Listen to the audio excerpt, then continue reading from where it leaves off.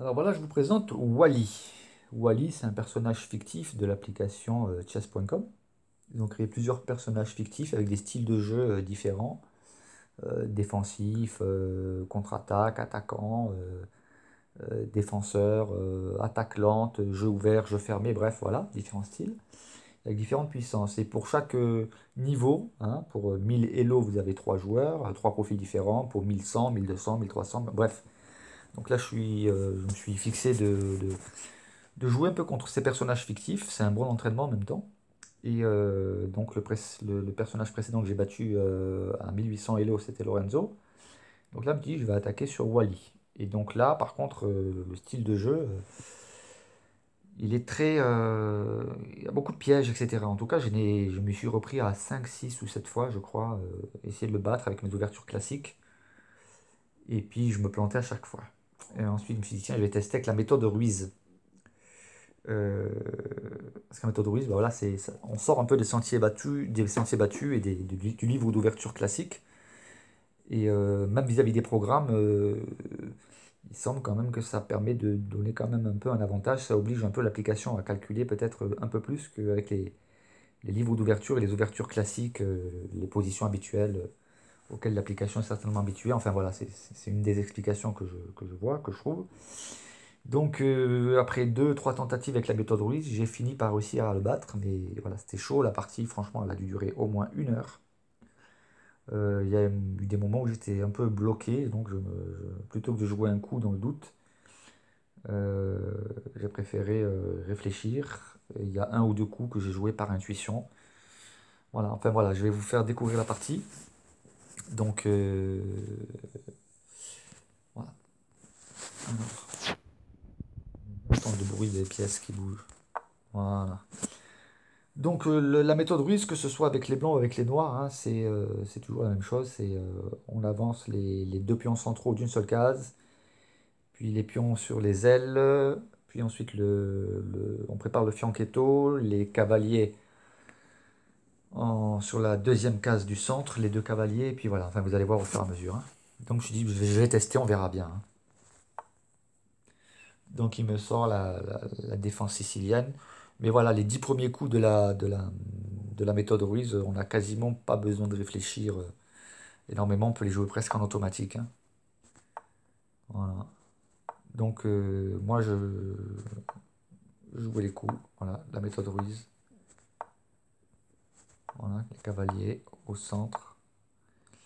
Donc voilà, je prépare le fianchetto. Voilà. Je place mes fous en fianchetto. J'ai quasiment pas fait attention à ce qu'ils jouaient en face, hein. Là, pour les 10 premiers coups, il n'y a pas vraiment besoin de beaucoup réfléchir, sauf qu'il y a une descente de pion au milieu, faut contrebalancer en fermant les accès centraux. Voilà. C'est des choses auxquelles il faut veiller. Voilà. Donc jusqu'ici, c'est assez simple. Après, on peut soit rocker, soit, si on est puriste vis-à-vis de la méthode Ruiz, on ne rock pas. Mais on se prépare une attaque sur l'aile roi une fois que le roi adverse a rocké.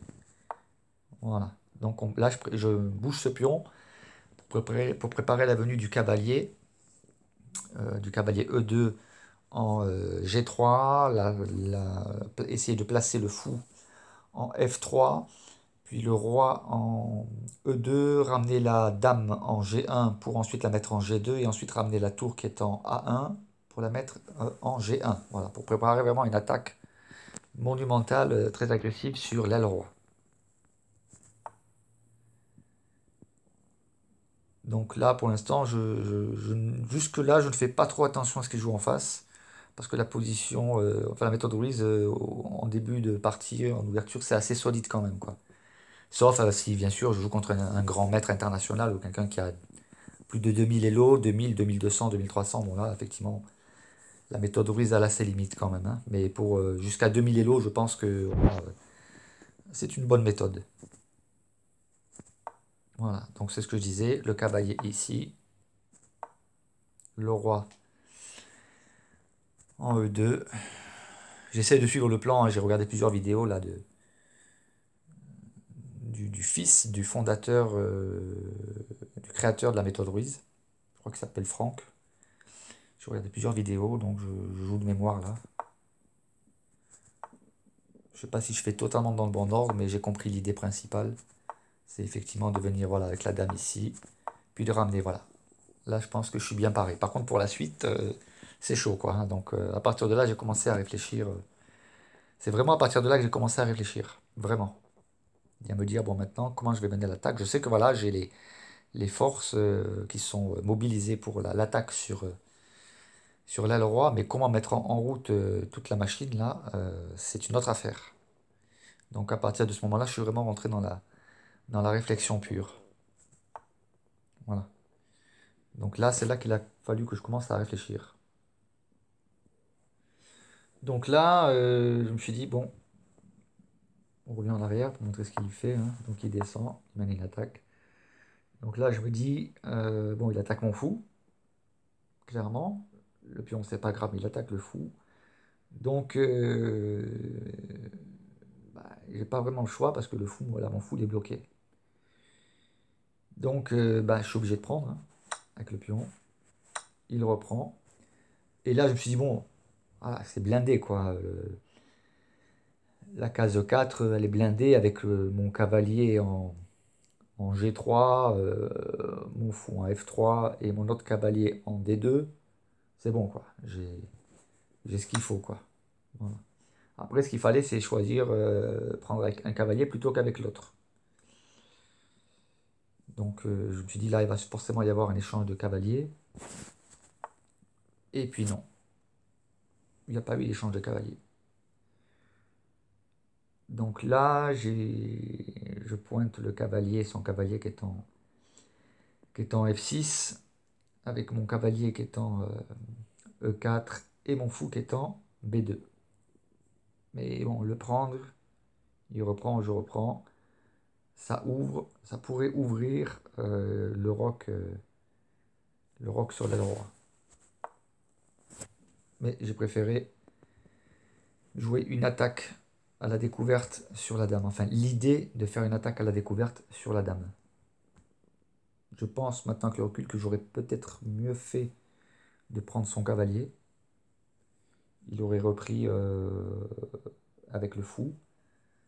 Bah, s'il prend de toute façon avec le pion, qu'il prenne avec le pion avec le fou, j'aurais repris de toute façon avec le.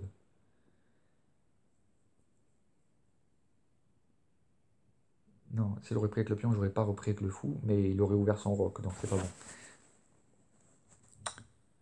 Donc finalement, il décide de prendre mon cavalier. Je prends, et là, en prenant son cavalier, hein, bah, j'attaque sa dame avec ma tour.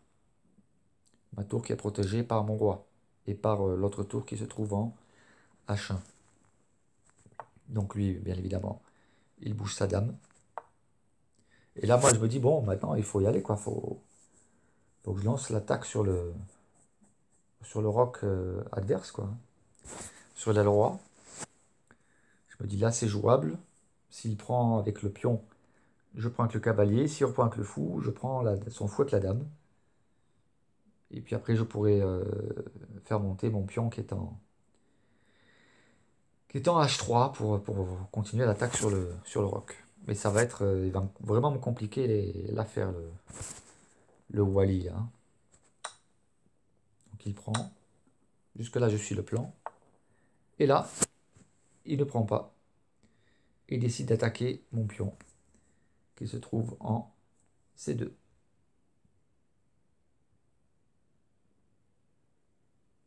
Et là, j'ai senti un peu bloqué. Je me suis dit, bon, qu'est-ce qu'il faut jouer maintenant? Bah, je ne sais pas si j'ai pris la bonne décision. Je pense que face à un joueur plus fort que 1800, c'est certainement une erreur. Mais voilà, je me suis dit, bon, je vais partir sur une idée de sacrifice. L'idée que j'ai eue, en fait, c'est de prendre son pion. Et s'il prend avec le roi, je mets mon cavalier, qui est actuellement en G5, je le mets en E6. Ce qui fait que je le mettrai échec avec ma dame, en mettant mon cavalier en E6. Et tout en étant échec, j'attaque sa dame. Donc on va dire que l'idée n'est pas trop mauvaise, n'est-ce pas?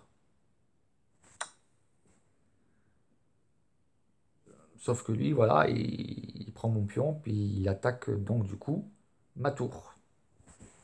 Je me dis, est-ce que ça vaut quand même le coup de suivre mon idée de base? Je me dis que oui. Prends ma tour, je prends ta dame. Ou au pire, je t'enlève la dame, je prends ta tour, tu prends ma tour, il y a un échange de tours. Et mon fou est imprenable.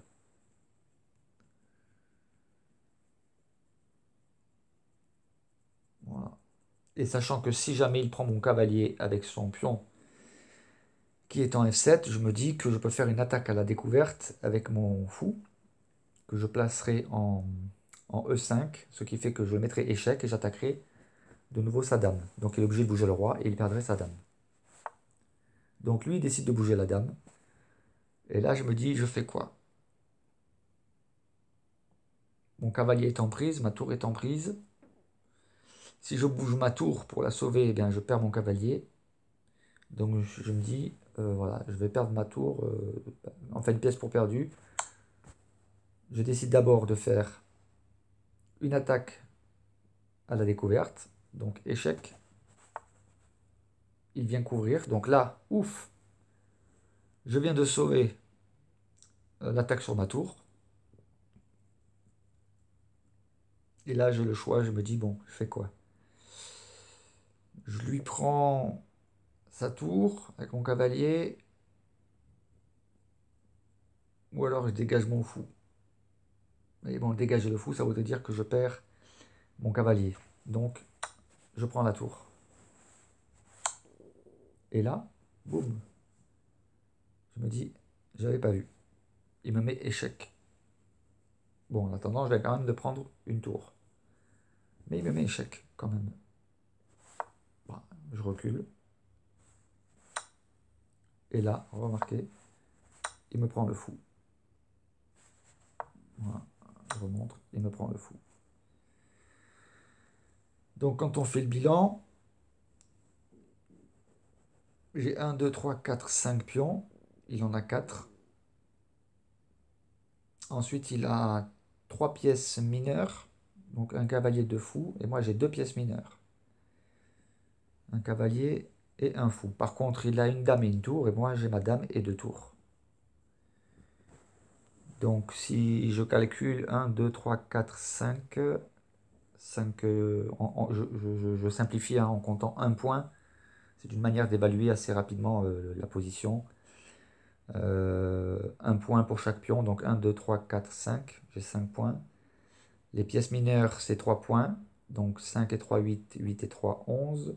11 plus mes 2 tours, 11 plus donc 5 et 5, ça fait 10, 11, ça fait 21, plus madame, ça fait 31. Voilà, on va dire de mon côté, statistiquement, je suis à 31. Et lui, il a 1, 2, 3, 4. 4 plus 3, 7 et 3, 10 et 3, 13. 13, 23. 23. Et sa dame, 33. Donc 33. Et moi, j'avais dit combien? 1, 2, 3. 1, 2, 3, 4, 5. 6 et 5, 11. 21, 31. Ah ouais, donc théoriquement, c'est lui qui a un avantage de plus 2, on va dire. Mais bon, il n'y a pas juste le calcul des points, il y a aussi la position. Par contre, ma position, moi, elle est... Alors, j'ai pas roqué, mais lui, il est un peu bloqué, là, s'en fout. On va dire que c'est jouable, quoi. Voilà. Donc moi, je décide. Je remonte. Je me suis dit, il faut que je garde l'initiative. Mon idée ensuite, c'est de prendre son cavalier. Mais là, je me dis, bon, je souhaite attaquer sa dame. Il va certainement, je me dis qu'il va prendre le pion. Le pion qui est en B3. Et ensuite, je prendrai son cavalier. Voilà ce qui se passe à ce moment dans ma tête. Voilà, effectivement, il prend. Et moi, je lui prends le cavalier. Jusque-là, tout se passe comme j'ai prévu. Et là, voilà, en lui prenant le cavalier, je pensais qu'il reprendrait mon cavalier. Non, il décide de déplacer son roi. Pour enlever, en fait, j'ai compris, c'est pour enlever le clouage sur son fou. Parce que son fou, il ne peut pas le bouger tant que son roi est derrière. Et certainement que son idée, c'est de venir attaquer ma tour avec son fou.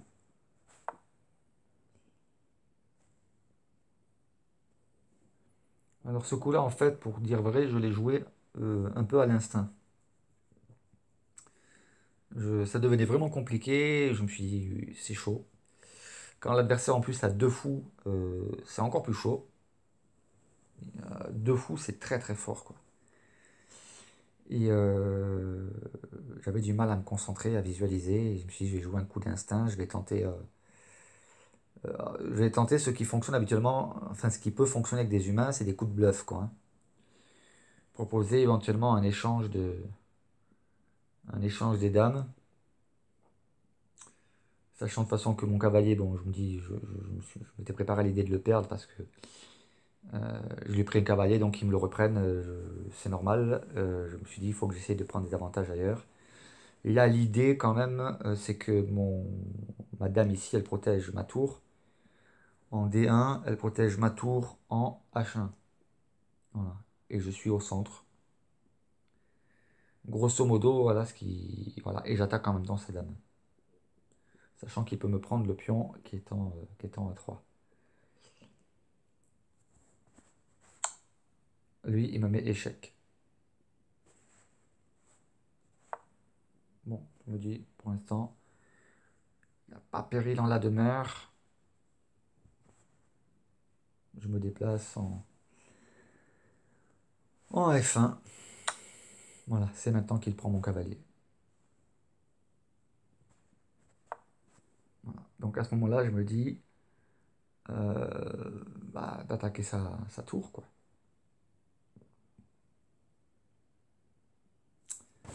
C'est tout ce que je voyais, hein, comme coup, hein. Essayer de garder l'initiative, mettre la pression. Et lui, bah voilà, forcément, il joue ça, hein. C'est simple, c'est logique. Bah, il m'attaque à la fois ma dame.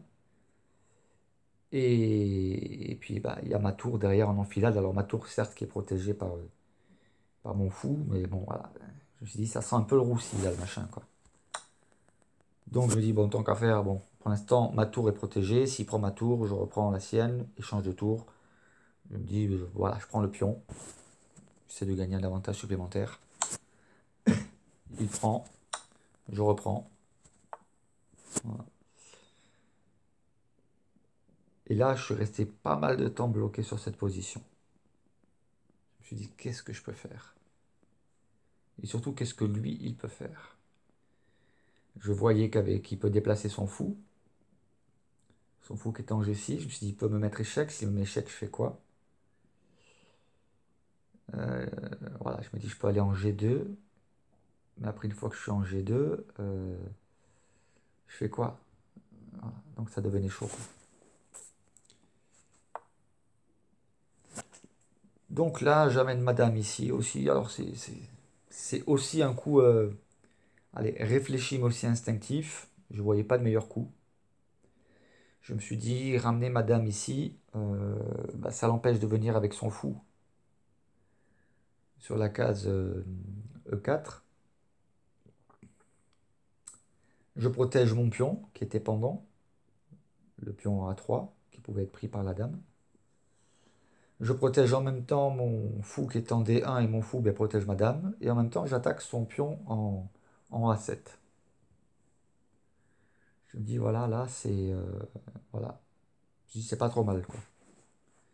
Mais j'étais quand même toujours un peu dans l'inquiétude qu'il me sorte un coup. Et c'est vrai qu'il sort des coups d'esbrouf quand même, hein, auxquels on pense pas forcément.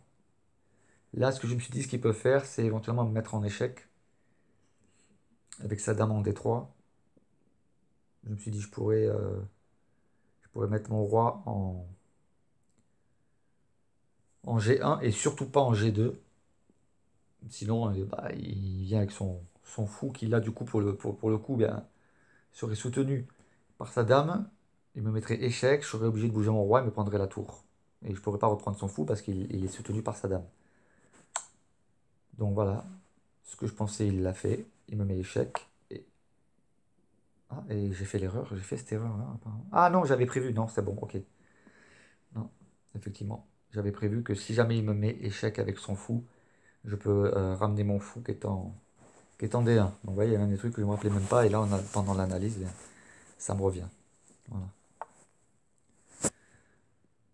Donc là, il attaque doublement mon pion à 3.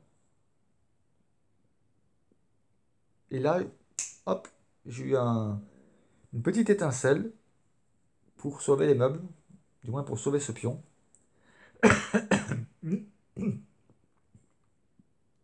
Parce qu'à ce moment-là, plus on approche de la fin, et plus les pions prennent de la valeur quand même, hein. Donc comment sauver ce pion qui est attaqué par le fou et la dame? Je me suis dit, boum, échec. Voilà, là, je gagne un temps. On va dire que je limite les dégâts. Donc il bouge son roi, et là, je bouge mon pion. Mon pion est sauvé pour l'instant. Voilà. Donc lui maintenant, voilà, c'est ce que je disais, hein, les deux fous en batterie là, il n'y a pas droit à l'erreur, quoi. C'est hard. C'est hard, hard chez hard. Donc j'y vais avec beaucoup de timidité. Je me dis, bon, voilà, je mets ma dame ici et pas ailleurs. Pourquoi? Ben, parce que je me dis là, ben, je cloue son, son fou sur case blanche. Avec l'idée ensuite de monter mon pion en H3, bien de le monter, hein, sur l'aile roi. Mais je me pose la question, je me dis, qu'est-ce qu'il va me sortir comme coup maintenant? À chaque coup, ce stress, hein. Voilà. Et lui, ben, il prévoit la descente de son pion en promotion d'âme. Et là, je me dis, aïe aïe aïe, c'est craignos. Sachant que bien, ces deux fous eh bien, contrôlent les deux diagonales importantes pour la promotion d'âme. Du pion dame, en plus le pion est soutenu par la dame, donc je me dis là ça va être chaud. J'avoue que j'en menais pas large à ce moment-là, je me suis dit c'est un peu mal barré là. Alors qu'est-ce que j'ai fait? Ah voilà, oui. Donc, toujours l'idée, hein, d'essayer de reprendre l'initiative. Donc comme mon fou il est protégé par ma dame, je dis bon j'attaque sa dame, j'essaie de la faire déguerpir de là. Voilà, et boum, il me met échec. Donc voilà, je pars à l'échec. Voilà. Et la dame se place derrière le pion pour le protéger, le soutenir pour sa descente en promotion d'âme. Et là, voilà, je vous dis, hein, la partie elle a duré longtemps. Là, j'ai transpiré, hein. J'ai transpiré du cerveau. Je me suis dit, c'est chaud, c'est chaud, c'est chaud. La seule chose que j'ai à faire là, c'est de continuer mon idée, hein, de l'attaque sur l'aile, de monter. Monter mon pion. Alors, ce pion-là, en le mettant en H5, je me dis, voilà, c'est un pion qui sera solide. J'attaque son fou, qu'il ne peut pas enlever. Et mon pion est protégé par la tour, par la dame et par mon fou, qui est en F3. Donc je me dis, ah, je peux encore résister, quoi. Lui, il va sur son idée, hein, de descendre son pion. Et là, je me dis, boum. Boum. Voilà, c'est ce que je me dis à ce moment-là. Mais lui aussi, il prépare une boum, une bombe explosive. Et là, je suis resté aussi pas mal de temps à réfléchir. Je me suis dit, qu'est-ce que je fais? Donc à ce moment-là, je me suis dit, de toute façon, je ne peux pas empêcher ça, pour l'instant, dans l'état actuel des choses, je ne peux pas empêcher sa promotion d'âme. Ou alors il faudrait que je mette ma tour H1 en C1, en quel cas, lui, il lui suffirait de venir avec son fou qui est en F6 et de le ramener en B2 pour attaquer ma tour, donc obliger ma tour à la déguerpir, pour ensuite descendre son pion en promotion d'âme. Donc je me suis dit, c'est pas un bon coup. Je préfère continuer d'exercer la pression sur la colonne H. Et je me suis dit, dans le pire des cas, s'il fait sa promotion, je lui prends sa promotion d'âme. Je perds une tour, mais j'ai calculé que en lui prenant son fou, là, maintenant, c'est ce que je vais faire d'ailleurs, je maintiens, on va dire, un certain équilibre. Voilà ce que j'ai calculé. Après un bon moment de réflexion. Je me dis là, le meilleur coup. Alors, dans un premier temps, j'avais l'idée de monter mon pion, de mettre échec. Donc le pion en H6 échec, mais le roi se met en H7, et puis boum, je fais quoi? Je fais plus rien. Voilà. Le plus intéressant, me semble-t-il, à ce moment-là, c'est de lui prendre son fou. Voilà. Donc lui, il reprend. Alors l'idée que j'avais, je me suis dit, s'il descend sa promotion, je lui mange le deuxième pion, je le mets échec. Il sera obligé de bouger son roi. Après, je mettrai ma... Donc il capturait le pion en F7. Et avec ma dame, j'avais prévu de la mettre en D7 pour le mettre échec. Et puis voilà, je avançais comme ça un peu au fur et à mesure. Chercher peut-être même l'échec perpétuel ou voilà, bref. Je calculais 2-3 coups maximum à l'avance. Voilà, je suis pas un moteur de recherche comme la machine, hein. Donc lui, il préfère prendre. Et là, je me dis, bah, d'une manière ou d'une autre, de toute façon qu'il prenne ou qu'il prenne d'une manière, qu'il prenne avec le roi ou qu'il prenne avec le pion, je me suis dit là, je, je, je garde l'initiative. Voilà, pour moi, c'était important de garder l'initiative.